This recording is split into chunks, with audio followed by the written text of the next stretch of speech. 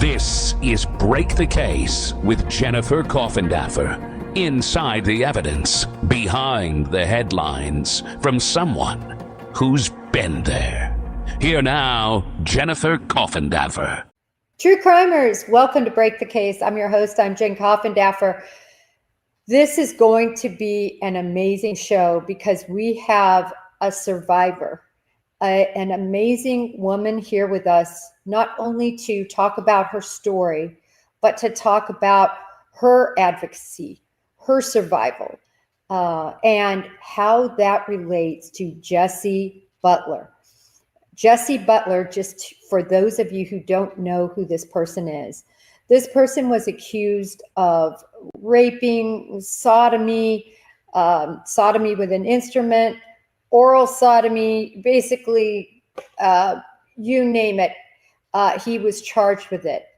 In addition, there were not only one victim, but there were two victims. They've been named in the criminal complaints as Jane and Sarah, but initially their story is much the same. They both were involved and dated Mr. Butler. But what happened is he began sexually abusing them. He strangled one to the point that the doctor report said if it would have been just seconds longer, she would have been dead, just without oxygen. He strangled both of them.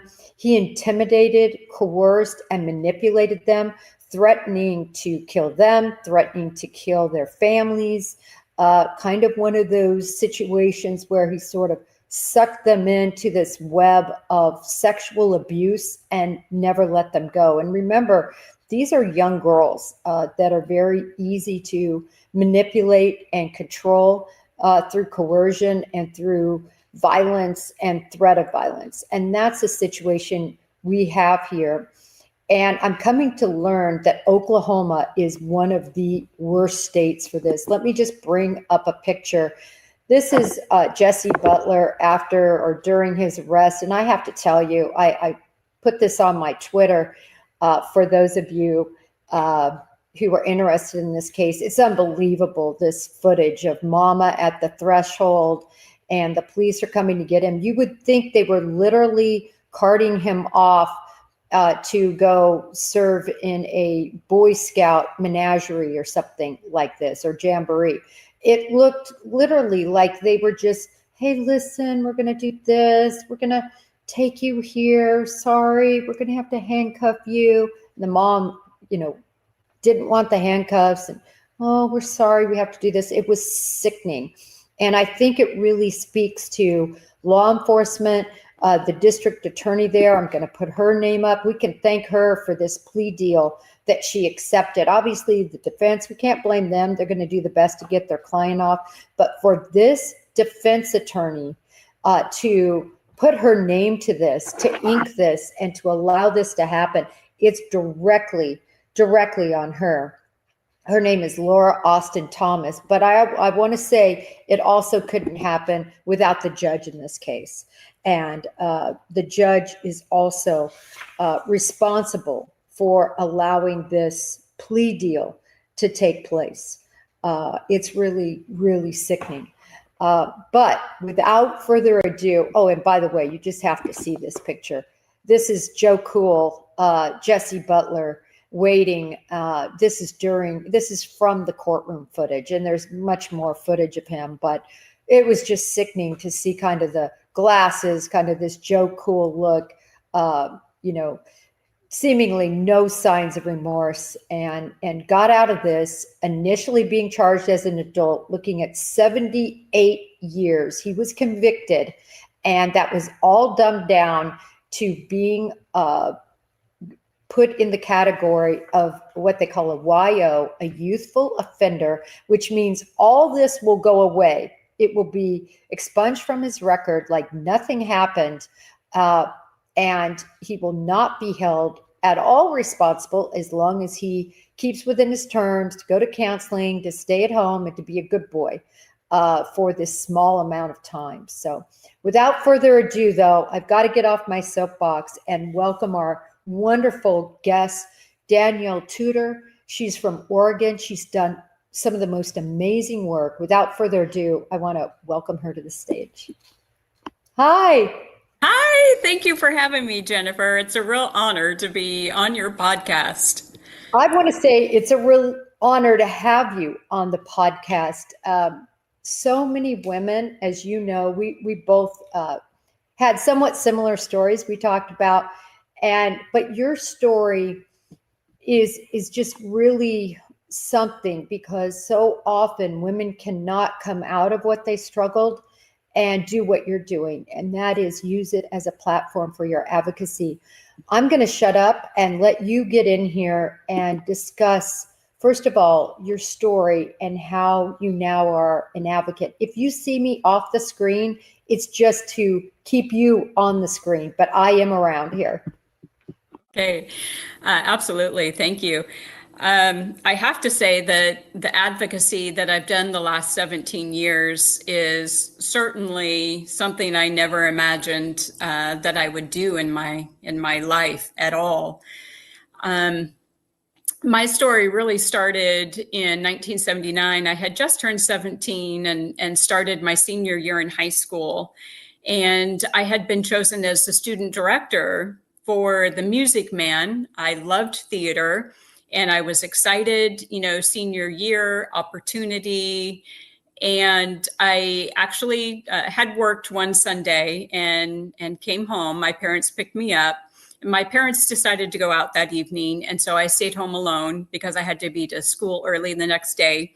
And I decided to go downstairs to our family room and watch a movie. And while I was sitting there, I began to see the doorknob start twisting that led to our garage. And as I looked at the doorknob and watching it, move back and forth, I knew immediately someone was on the other side of the door. And it was just seconds later that individual actually kicked the door open and stood there on the threshold. And he didn't have anything over his face. So I was able to see his face very, very clearly and realize that it wasn't anyone that I knew. It was just moments later, as we locked eyes, that he turned around and what I thought was to leave our house back out through the garage.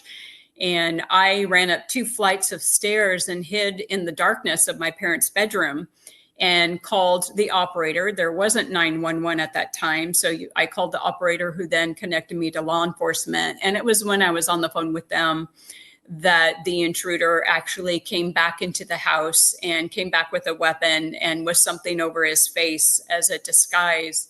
And he basically listened for my voice through the house until he found me in my parents' bedroom. And our dog started to growl. And so I told the person on the other end of the line, I said, the dog is growling. I think he's come back. And they kept telling me, don't worry, he was there to burglarize. He saw you. He's not coming back. And I didn't believe them. And so I peeked around the corner of my parents' bedroom door. And as I did, it's an image that is seared into my mind, and it always will be.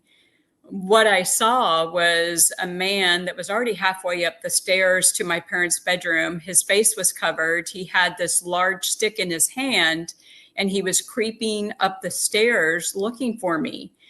And he looked up and he saw me in my parents' bedroom. And it was then that he came up the rest of the staircase and confronted me in my parents' bedroom. And I tried to turn on a light, but he took that stick and he took out that light. And as he did, he started swinging that stick at me, and he yanked the phone out of the wall. So that was back in the day, when phones were connected by a phone jack into the wall. And so then it was just me and him in the darkness of my parents' bedroom. And he began to beat me and punch me as I screamed at the top of my lungs. And as he was beating me, he kept telling me to shut up or he would kill me. And I had pressed myself against my parents' bedroom wall, trying to escape his blows and his anger. And he literally pulled me off the wall and threw me onto my parents' bed and began to rip off my clothing. And it truly wasn't until then, I think, that I even realized why he had come back. I was a very naive 17-year-old, and I was that girl that was saving herself for marriage. So my fear escalated even more as he began to rip off my clothing, and I began to fight him and scream. And as I did and we wrestled, we ended up on my parents' bedroom floor. And it was actually on the floor of my parents' bedroom where he actually raped me. And at some point, he had covered my face with a blanket and told me, don't look at me. And so as I laid there, I began to realize that he was now gone. And so when I realized he was gone, I got up off the floor and ran to my bedroom and grabbed a robe to wrap around my body and headed down the stairs and then out the front door. And it was as I got out the front door that I actually literally ran into law enforcement, and she had just gotten there. So I ended up going to the hospital, having a rape kit done, and able to provide law enforcement with a composite sketch because I saw his face. What I didn't know that night is that I was victim number 3 in our neighborhood. And the following month in December would be victim number 4. And there would go on to be 8 victims in my neighborhood, with those cases not being solved. And that was between 1978 and 1982. Eventually, the man that was responsible for all of these assaults and these are the assaults that were reported in my neighborhood, he eventually moved out of the area and got married. So law enforcement was never able to solve our cases. But it was approximately 7 years later, with the rape of a 13-year-old girl, that law enforcement was seeking information from other agencies in the state to see if they had any cases that were like the one of this 13-year-old, because they couldn't figure out who had done such a heinous crime to an innocent 13-year-old. And one of the detectives that had worked our cases got that information and knew immediately that it sounded a lot like what had been dubbed as the jogger rapist cases in my neighborhood. And he got that name because he would jog our neighborhood and he would figure out what schedules were and when the best time to attack would be, and when he would find us alone at home. So this detective went to that other jurisdiction, gave them all the information, and in that information was a composite sketch that I had done with law enforcement. And lo and behold, they had pulled him over in my neighborhood shortly after my assault and written down his information, but it was never followed up on. So here you are 7-8 years later, and they come across that composite sketch and it has his name and his driver's license number and all that information. And they figure out that this individual is actually becoming a police officer with this particular jurisdiction. So he was very close to becoming an officer before he was caught. And it did turn out to be the person that was on the composite sketch. So we ended up going through trial and everything. But the kicker was he could not be prosecuted for the crimes in my neighborhood, which was 8 women, because the statute of limitations was only 3 years at the time. So when we went to trial, he could only be prosecuted for the one of the 13-year-old and was given a very long sentence. So leaving trial, figured we'd never have to face it again. Even his own attorney said, this isn't fair. My client's never going to get out of prison. And we were all like, well, that's kind of the point. You know, this is a very dangerous individual. Well, what none of us knew is that the parole board came in shortly after trial and cut his sentence in half. So parole hearings that were to be decades away started at 15 years after trial.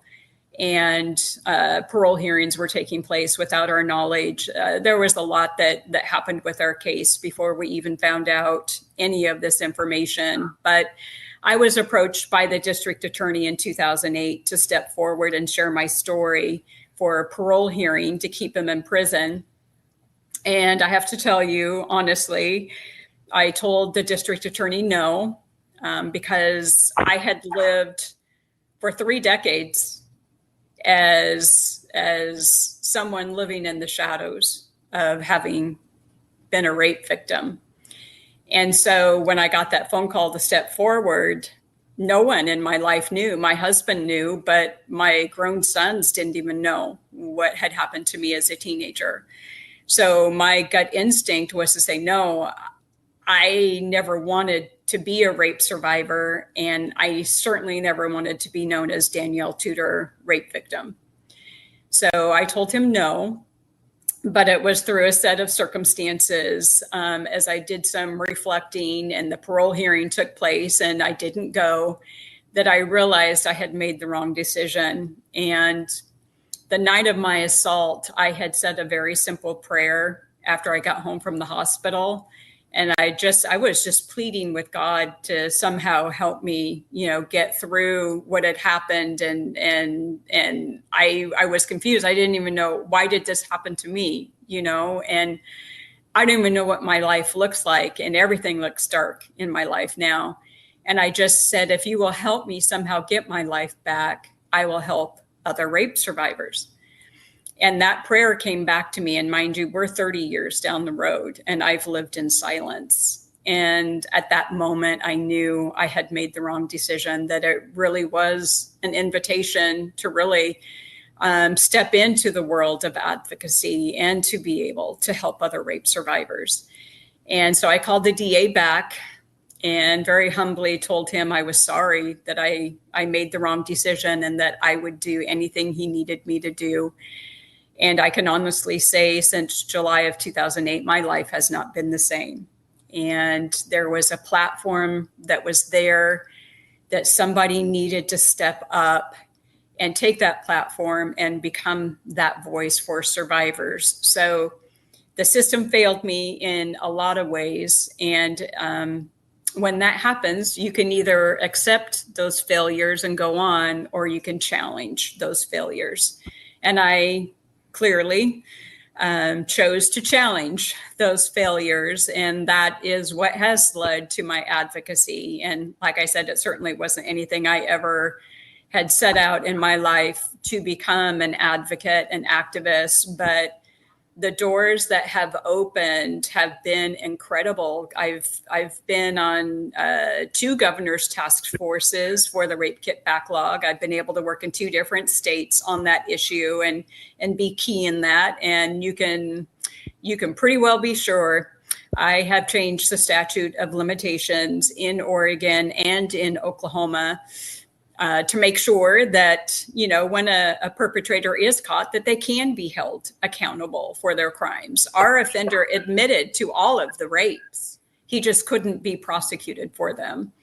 So I've changed probably close to anywhere from a dozen to 18 different laws between Oregon and Oklahoma. And I've had the chance to work at the national level, and it's been very gratifying. And I think it's provided a part of my healing that I didn't even realize I was missing. And every time, I get to change a law and be a part of that does make justice possible for another survivor. In a sense, it becomes my justice too, because that's the only justice I will ever know. Danielle, your story is amazing. I honestly got chills when you talked about that he was going to become a police officer. I got chills when you talked about all of the other victims that there were. And I got pissed off when you said that they actually had stopped him the night after you were attacked and assaulted and did nothing in terms of follow-up. And it's those types of balls that are dropped that actually cost all the women after you to get attacked and brutalized. And tell me, what is his status right now? Well, I did end up doing several parole hearings eventually after stepping forward. So kept him in prison. We ended up, when the parole board wanted to let him out in 2007, we ended up keeping him in there for 15 more years. So they couldn't keep him beyond, he was released in December of 2022 because he had reached the end of his sentence. So they couldn't keep him any longer. But he was released as a level 1 sex offender. And what's his name? Richard Gilmore. And he became known as the jogger rapist, and released as a level 1 offender means that the community that he lives in, no one is the wiser for it. Women and girls whom he really was a predator. And he was spying on us, keeping track of our schedules. This individual now living in communities with women and girls not able to know that, to me is so egregious. But the way that Oregon law works and how they classified him, they didn't take any of his other rapes into consideration. They just took into consideration the one that he was convicted of, not the ones that he also admitted to. And there's no doubt that he committed those as well. Now, if he were here in Oklahoma, he would be a level 3 sex offender, which is actually really what he is. He's a very dangerous individual, and spending 36 years in prison has not changed that. No, it doesn't change. I always say nothing changes in what they desire and what they're willing to do. The only thing that changes is they get older. That's it. Right. Older. Right. And wiser. And I thought it was really interesting. And I know a lot of people in the audience probably are clicking like I am about Brian Koberger, the fact that he wanted to be a police officer, and this individual. And I've always said, this is totally not unusual.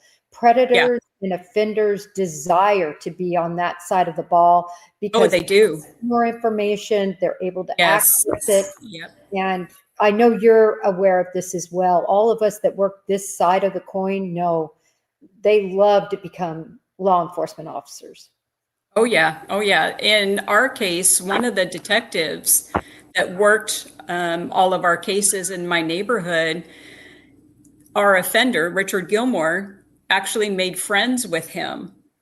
And he was helping him get into law enforcement, not realizing that he was helping the individual that he had been unable, to apprehend during the years that he was the jogger rapist in my neighborhood. Now, if you don't think that detective was pissed off when Gilmore was arrested and he realized how he had been played by Gilmore, that was one pissed off detective.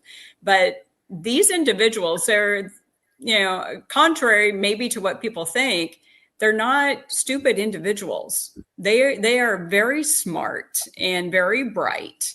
And it becomes a game of being able to commit these crimes and not get caught. And it becomes a thing. Well, in our case, he was a psychopath and a sociopath. He had quite a history of violence behind him before he even started raping women and girls. So it definitely was an escalation process in his case. And there's just no way that you will ever be able to convince me that type of individual is okay now to be out in the public without a lot of supervision.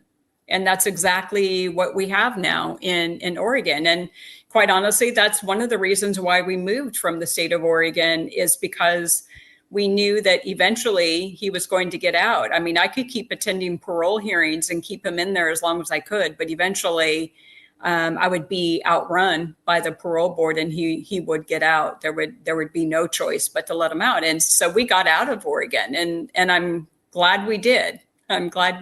So that's how I ended up in Oklahoma. But in Oregon, I had already built a big legislative history there in changing laws and the rape kit backlog and a lot of different things, that by the time I moved to Oklahoma, and nothing was happening here in Oklahoma with the rape kit backlog. I did my research and I could only find 1 or 2 articles, and they weren't they weren't negative towards not testing rape kits. So that opened a huge door here that started in the 2017 legislative session. And I'm very, very proud to say that that task force is now aboard and it is still going. So we've been able to accomplish a lot, but clearly with some of the cases that are happening here in the state, we still have a lot of work to do.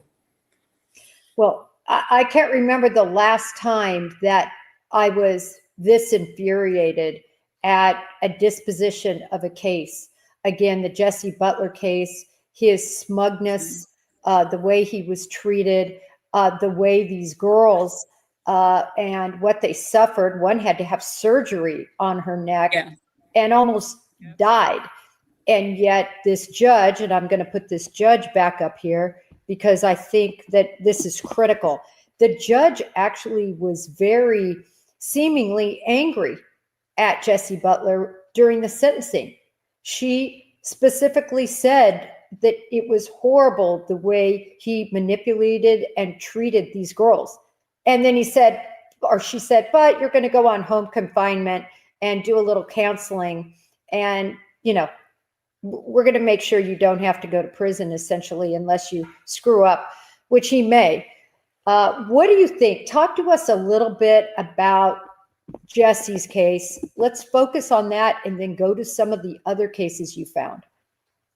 You know, I wish I didn't have to say this, but this case is not the first one recently that we've had where an offender has been given probation.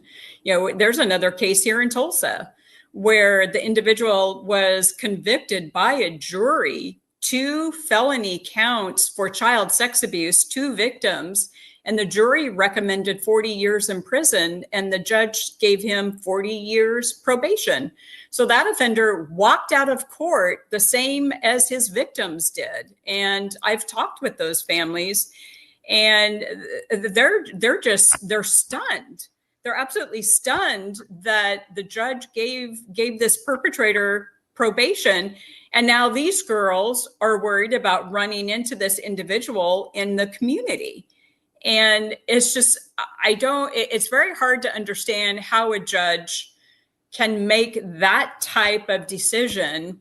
You know, when I'm sure you know how hard it is to even get a conviction in a sexual assault case. It's very, very difficult to get a conviction. And then to get a conviction and to get probation, I mean, what we've told survivors, what we've told the community is that it's better to stay silent and these cases don't matter. And what we're telling perpetrators is, hey, what you did is okay. It's not criminal. And that's a very, very dangerous thing to be sending out there as something that is okay. But I hope we'll see some changes. I'm not sure what can happen with this case with Jesse, since the judge made that decision. I'm not sure that we have any recourse to be able to change that. I know we have recourse moving forward. In fact, what's interesting is because of the case in Tulsa, I'm the Attorney General here in Oklahoma. I'm his designee to the Sexual Assault Forensic Evidence Board. So we have a meeting actually this month, and the Tulsa County DA, Stephen Kunzweiler, is actually our guest speaker. And what we will be discussing has to do with mandatory or minimum sentencing for people who are convicted of sex crimes. And this case with Jesse is just another example of why we need to be talking about that, because probation should not be an option for these types of crimes.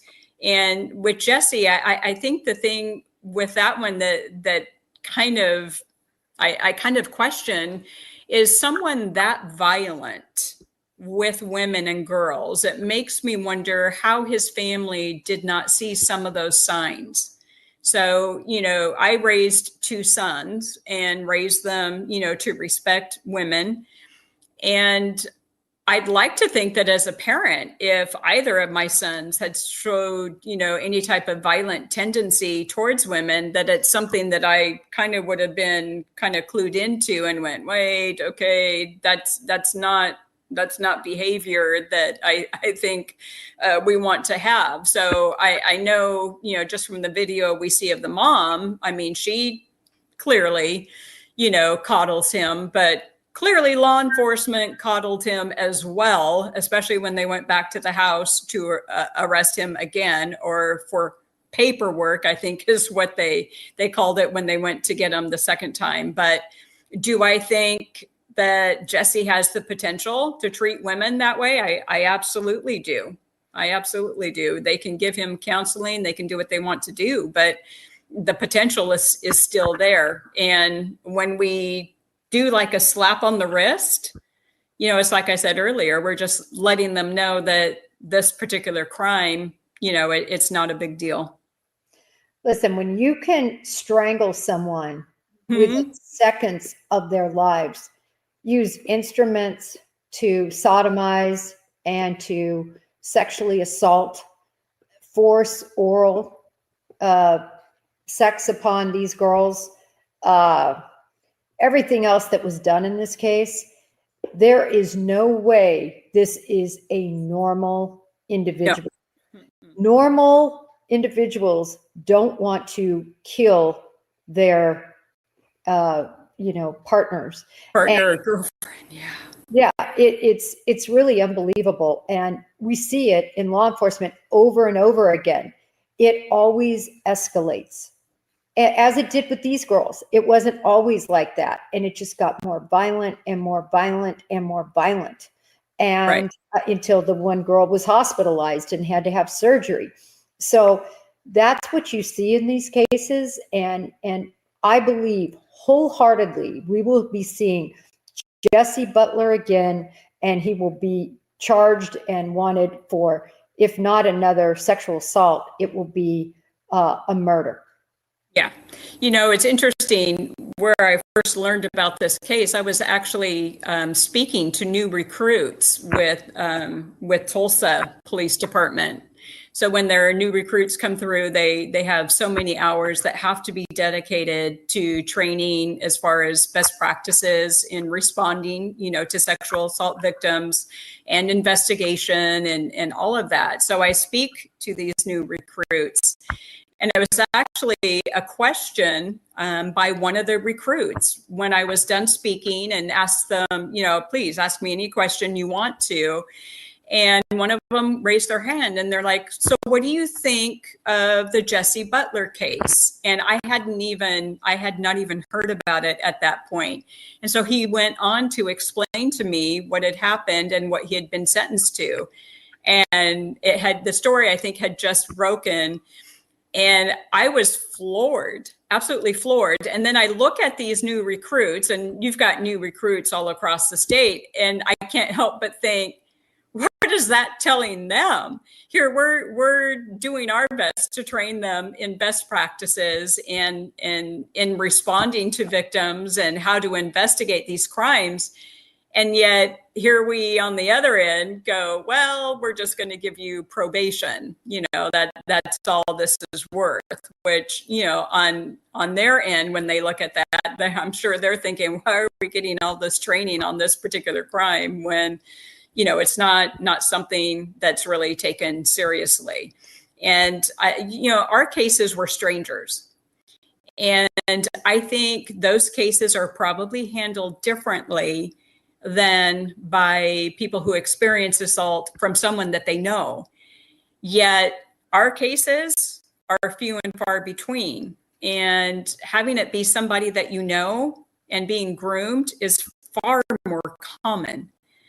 And it's interesting, kind of the side that you see in that.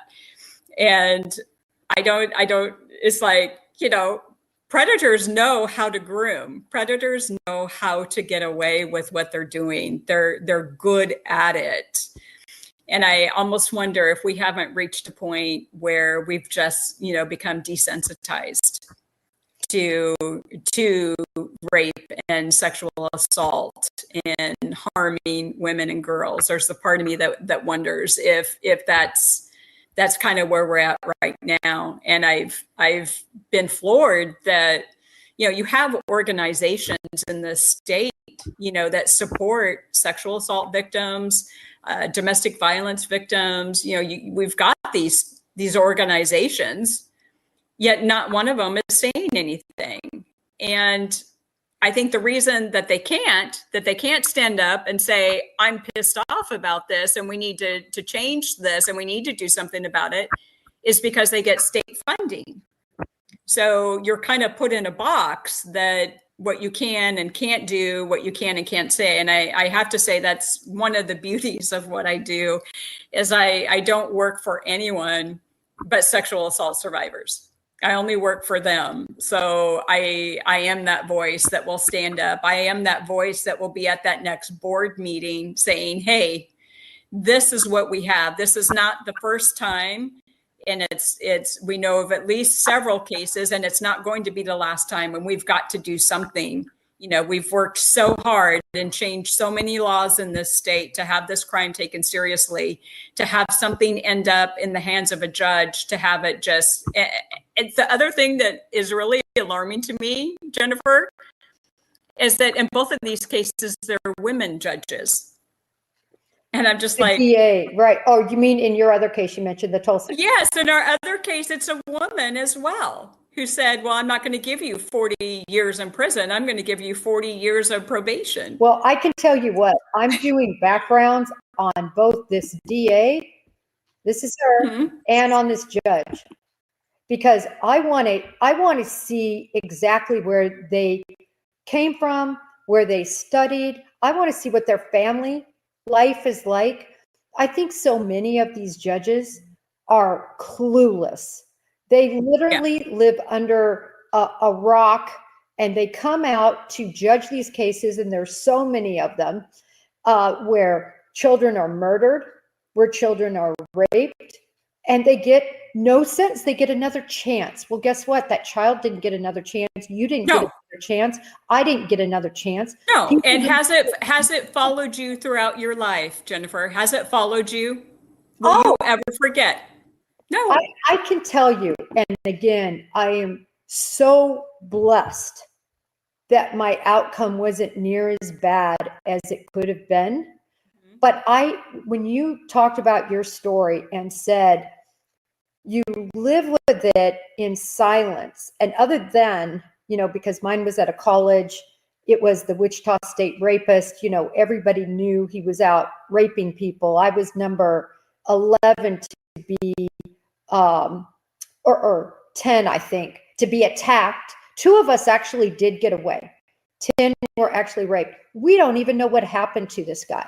Whether I think he probably changed states, whether he was murdered or whether he was incarcerated. But something happened because he disappeared from our location. But and this is to speak to the systemic part of all of this. I don't know how the officer handled you. You said it was a female. I had males. It was a female, yeah. I had 2 males. So this was in 1985. I was so hysterical. And I admit it, I talk about this all the time, how I was in true hysteria. And I want to hear what your visceral reaction was, because everybody's different. I was running around. I was screaming. I was out of control. You know what that officer did? What? Slapped me. He literally just slapped me as hard as he could, open-handed. I guess to try to get, so back then, Wichita, Kansas, probably he hadn't had any training. No, I don't think there was. Absolutely no idea how to calm down a young girl, a juvenile. Slap her, clearly slap her. And I remember I was a little shocked, but it didn't stop me from crying. It made it worse because I'm like, oh my gosh, my person I'm supposed to be able to trust here just hit me hit as me. hard as one of the slaps I got from their hits I got from the other guy. It was unbelievable. But to make this point that it is so systemic and has historically amongst law enforcement, amongst prosecutors, you know, the whole thing, this is a DA here, you know, that it's okay, or let's just be quiet. Let's just shut her up. Let's not talk about what's going on. Let's just dust this under the carpet and move along. It is the bizarrest mentality, and it still exists today. And I blame this woman, and I blame this woman. I blame them both. I really blame this woman because she was the last stop for justice. Right. And I know I see in chat from some people that there is a legislator, and I read this, that's trying to get involved and using it. But let's be honest, just like what's happening with the Ellen Greenberg case, a lot of these politicians are going to use it to get into office. Will they change things? I don't know. But they use it as a platform more than they're really going to do anything. There's nothing that can be done in this case. It's adjudicated. There's no way to go backwards. That is incredible. Oh my goodness. So we're left. Yeah. Go ahead. Where you are at in Oklahoma. Tell us, is there some hope in the future? I certainly hope so. I think it's going to be a very real conversation at our next board meeting, which is about 2 weeks away. And I think the conversation is going to be very timely, since what we had planned on discussing was what sentencing looks like for sex offenses. And in my opinion, judges shouldn't be able to be the last stop to say, oh, hey, by the way, we're just going to give you counseling or probation. I think I read somewhere on this case too, Jennifer, that there's some connections there with the family and people, you know, kind of up in other areas that may have been part of how this whole deal came about too, is that somebody knows somebody that knows somebody, and let's work this out. You know what I mean? So there may have been some of that involved in this particular one. But clearly, I think I run the subcommittee on the board that has to do with legislation. So I get a lot of leeway in what it is that we're going to tackle and work on. And so that's why I invited the DA to come and speak on this particular issue. So it is very telling that here we are now with another case where it's just ludicrous. And I don't think any of us are saying that this young man needs to spend the rest of his life in prison. I'm not advocating for that, but I am advocating that there does need to be some consequences, and there does need to be some time spent away from the public. And not just, well, let's get some counseling. I think he needs some prison time along with counseling, I think would be great. What I thought the perfect sentence would be 10 years, 5 years for each offense. Now, trust me, if I were in charge, I might even do more, but to really try to measure things as a judge should, which is looking at both sides, you know, at least 10 years. And during that time, he can be counseled and he can understand there's true repercussions for his actions, because right now, supposedly he can't be on his electronics. Come on, who's monitoring that? Supposedly he's going to counseling. I think that will be more monitored because they're going to have to give some sort of that. So I'm wondering, Jennifer, you know, with this sentence and what they did it as under like a youthful offender, does that mean that he will not be listed on the sex offender registry? He absolutely will not if he finishes his sentence, which his sentence is staying at home and not playing his video games. Yeah, now talk about being pissed off. Yeah, and it's going to be expunged. So yeah, Okay, so it'll be like it never happened. Yep. Now, if you can do the same for his victims and just wipe their slate clean, wipe their memory clean, like it never happened, cool. Okay, let's do that. But you and I both know that's not going to happen, and that can't happen for them. And so the fact that they're going to live with it the rest of their life, and what he did to them, and the fact that he gets a fresh start, how is that justice? It is not. It's not justice at all. And see, what I think he will do is he will be smarter. In other words, he's not going to take known victims, known girlfriends, just like other predators end up doing. They start, I think, with people that they are involved with, if you will. And then later they move to the type of offender that attacked you, the type of offender that attacked me, because they realize they can't go with anybody that knows them. Now it's time to scour and to prey on those that they might not get caught. Now, obviously, DNA is unbelievable now, because that's true. That can help close the door on so many cases. But so many people use objects, and we know he used objects. And that's important here, because you look at like Dennis Rader, BTK, when he attacked, he actually masturbated on the side of them. And in other words, so DNA was more difficult to, associate with the victim.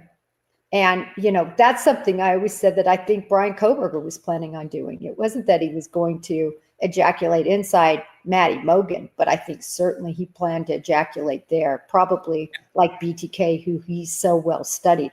But not to digress from our conversation here, but just to point out that it escalates. And when you have somebody willing to strangle somebody to the point of almost death, that's a critical key piece of information compared to a lot of other predators that don't leave their victims near death.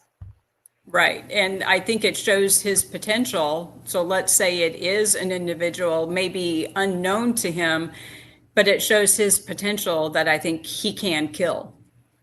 Right. So it makes him a very dangerous individual. So do we wait until that point then, knowing that this individual has that potential? He almost killed one of his victims. So we know he has that potential. So are we just going to wait now for there to be the next victim and a murder? And then we go, okay, I guess we better take this seriously. So raping someone and doing the things that he did wasn't enough, but you cross your big toe over the line of actually killing someone, then, okay, now we're going to take it seriously.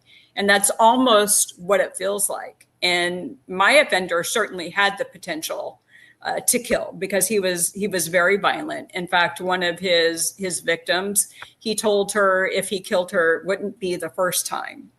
Mm-hmm. And then one victim, he told her, if you have any kids, you can kiss them goodbye. Mm-hmm. So, I mean, those type of individuals that are willing to go and cross that type of line, I mean, I hate to say it, but I mean, there really isn't a lot that you can do for that mentality. There isn't, because the sexual excitement, it's like having that be exciting to you or me is never going to happen. I want to kill somebody. But to me, the most intricate detail that's so important here is his sexual gratification seems to be linked to strangulation. So it's not enough that he sexually assaults, sodomizes them. All of that isn't enough. He has to strangle and feel that control, because remember, at the end of the day, it's about control. That's what he has to do to get there. And that is really terrifying. And the fact he's out, the fact he's not going back or not going to prison at all, unless somehow he blows this, which, from what we saw, Mama's going to cover his tracks. Daddy's going to cover his tracks. Even if he sneaks out at night, hook up with the guys and have beer, they're going to cover all of that up, because you saw Mama. Oh, Yeah. honey, don't worry, Yeah. it won't be that bad. Say your prayers. I mean, watching it, literally, it was like, I'm serious. He was going off to a Boy Scout jamboree. I know. That's how I I know. felt like. It was. And Say your prayers. yeah, Have you said any prayers for those victims and their families? I highly doubt it. And I try and put myself in the parents' shoes, as the mother of, two grown sons and a couple grandsons. And I try and put myself in those shoes, and what would I do? What would I be like? I think it's already formed what I would be like just because I am a survivor. But if you've never experienced sexual assault or rape and know what that feels like, then I think you're going to be the doting mom of, my baby would never do that, and I'm sure it was just a misunderstanding. yeah. Just like, And it's amazing how yeah. many, or she asked for it. She wanted it. It just went too far. When I see that, it's sickening, because Right. for those girls to come forward with almost the exact same modus operandi that they described in terms of the manipulation and the coercion, and then what gratified him and the force used. Yeah. This is a predator, and he can't change. And then we haven't. Some specialized counseling. He's not going to get it out. No. I remember a conversation I had with Jim Clemente, which you probably know who he is. Okay. I remember him telling me that those types of individuals, you cannot change them. He said it's in their DNA. He said you cannot, as much as society would like to think we can rehabilitate sex offenders. He said the research and everything, it's just not there. It's just not there. It just isn't doable. And, we've got the case in Coweta in the public school where law enforcement can't even tell you how many cases have been reported in the last year that haven't really been investigated. So you've got parents that are up in arms in Coweta, Oklahoma, whom assaults have been reported, and law enforcement is like, well, we think there's like maybe 12 to 15. And it's like, you don't know how many? If you've investigated those crimes, wouldn't you know how many have been reported in the last year? And there's been no follow through. So you've got a community that's up in arms, and I don't blame them. If it was my child in that school, I would be up in arms, whether they were one of the victims or not. I mean, because it sounds like it's just a kind of a free for all in that school system. And then we have, another law enforcement agency here in Oklahoma who neglected to do state mandated training for their new cadets on best practices for sexual assault. And it happens to be an agency that's under scrutiny and being criticized by victims by the way they are treated by law enforcement and how their cases aren't really taken seriously or investigated. So we've got a lot of work to do here in the state. And it's in all avenues. I mean, if you can't trust law enforcement to investigate your case correctly, I mean, you're not even going to get out of the gate with your case, unless you start from the get-go, from the assault, that everything is done correctly and you're taken seriously. And it sounds like we're just not at that point right now as a state. And I hate to say that, because I know there are some good, law enforcement agencies out there that do try hard and do try and improve these cases. But, to be honest with you, when I moved here in 2016, I was told up front at our first unofficial task force meeting that I had moved to a state where many in law enforcement still believed that it was impossible for a woman to be raped. And so there's a part of me that wonders, are we still fighting that mentality here in the state? And we may very well be. So there's just a lot of work and a lot of training, and we've got to get there. we've got to get there. But is that the same mentality then that our judges have? And is that why we're getting the light sentencing? Yeah, exactly. Or this district attorney. I hope anybody and everybody living in this county does not vote her in when it comes time for her to be up. And same with when she's up? I don't. I need to look at that. I'll post on Twitter. I'm going to do a special tweet about each of these two, but I do too much research in these tweets. So my tweets 1 minute or 2 minutes instead of a half an hour. But they always end up taking way longer than except for today. I posted an empty bag of M&Ms because I've been working so much. I'm just power eating sweets. Yeah. Well, the one in Tulsa County that did probation, she's up this next year. Oh, so cool. we will be fighting that. And sometimes, that's one of the only things you have left is to go to the ballot box and get these individuals out, that are, and this judge has been known for this type of behavior a lot in cases like this. So if the public is aware of that, you have to hope that, they won't vote this particular individual back in because they don't deserve to be that individual making those important decisions. Do you have the Tulsa judge's name? Yes, I do. Sharon Holmes. It's Sharon Holmes. So Sharon Holmes, if you all are in Oklahoma, Sharon Holmes, take Tulsa note. County. She is a Tulsa County judge.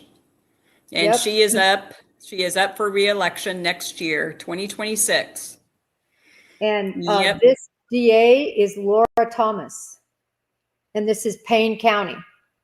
Payne, Payne. Yeah. And here is your lovely judge who chastised him, but wouldn't send him to prison, not even for 1 minute. Before we go, and because I know we're running late and I want to respect your time, but before we go, I have a question for you. You said rape kit backlogs. Talk to us about that in Oklahoma and talk about any other legislation you've done to try to sort of right some of these wrongs. The rape kit backlog was brought to the national forefront by the Joyful Heart Foundation. And so I've been able to work with them in both Oregon and Oklahoma in getting those rape kits tested. I mean, every state has been different. Like in Oregon, I think we had, it was around 6,000 rape kits sitting on shelves that some went back decades that were just never tested because we didn't understand the power of DNA and the other crimes that can be solved by testing this DNA and uploading it into CODIS. So moving here to Oklahoma, went through the same process. And I think we ended up with about 8,000 here. It's been a slow process here. We finished the process in Oregon, but here in Oklahoma, we're still working on our backlog. We're getting close to being done, but we're still working on it. And that's part of the focus of the board that I belong to. But as we moved through the rape kit backlog, we went through and we changed a lot. And we did the same in Oregon too, where we have to keep rape kits for 50 years. If an individual, has a kit done and doesn't want it tested, we keep that and we honor their request, but we're keeping that kit in case they change their mind. We're not throwing it away. We've made it so that there's a tracking system. So if you have a kit done, you can track it, see where it is in the process and how it's moving through, how long it's taking. And then that kind of helps with being in touch with law enforcement too.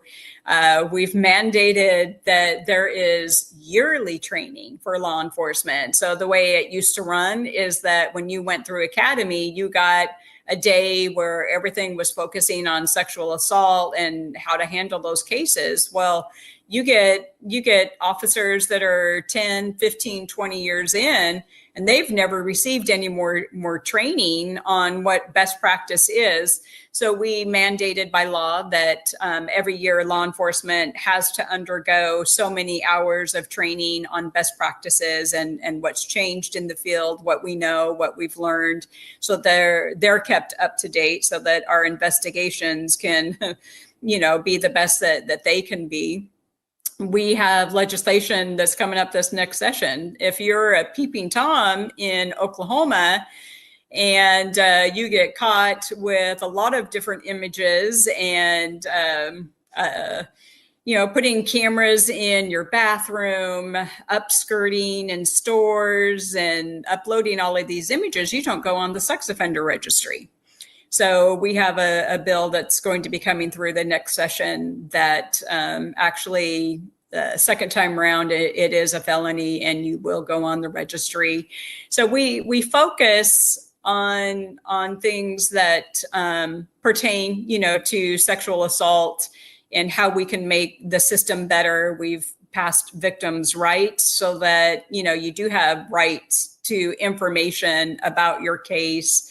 So we've gone through and tried to change as much as we can, and we've done the same thing in Oregon as well. There's still room for improvement. I still work in Oregon with the legislature and trying to get a law that changes how sex offenders are assessed in that state, so that individuals like the jogger rapist are a level 3. So there's a lot of work to be done at the state level, at the national level. And we need the voices that will actually stand up and be that voice. And I hate to say it, but I think the older you get, I think the bolder you become. You've got the weight of wisdom, of time and knowledge, and you get to that point in your life where you're ready to push back and say, no, not today, and this is going to change. Well, I've got to tell you, Danielle, you've been the perfect guest to shed light. I am floored by your advocacy. I'm absolutely floored because the amount of work you put in, you can tell it's really become your life's work, and you're so focused and so knowledgeable.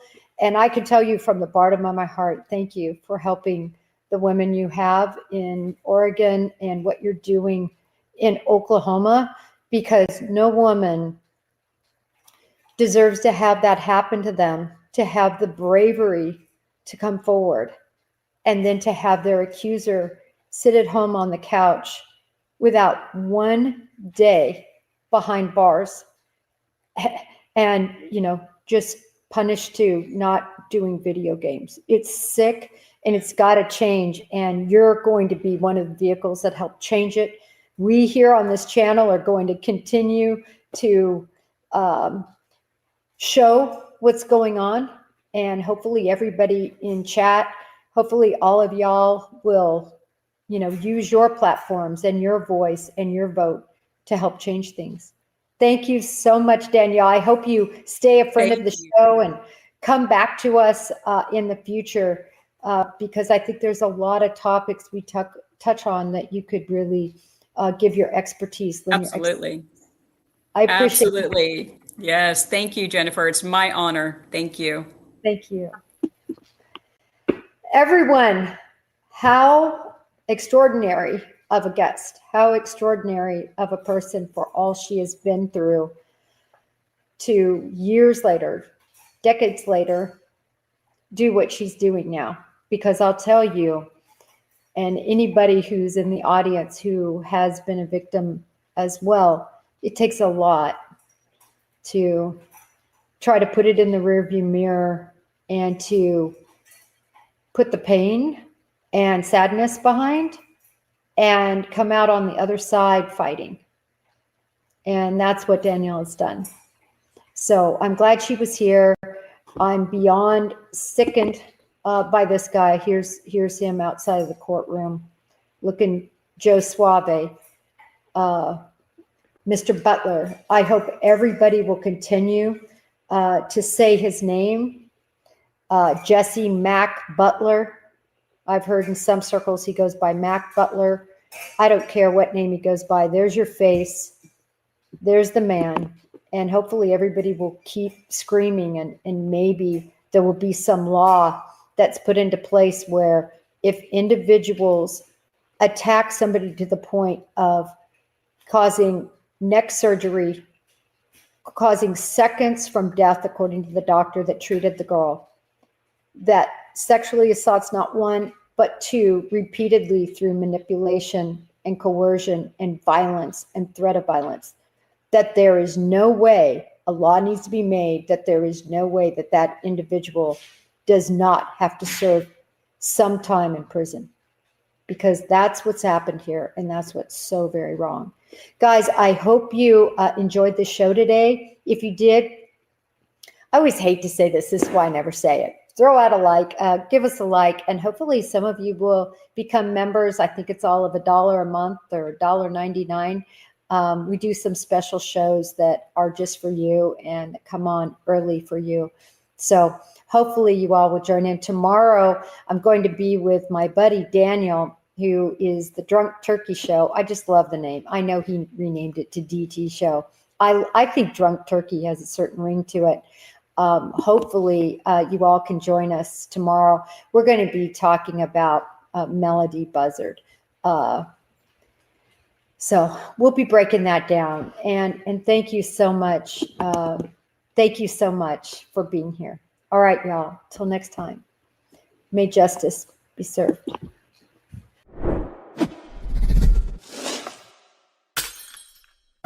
Want to break the case with Jennifer Coffindaffer even more? Then press subscribe right now and join Jen on YouTube. Just search Break the Case with Jennifer Coffindaffer now.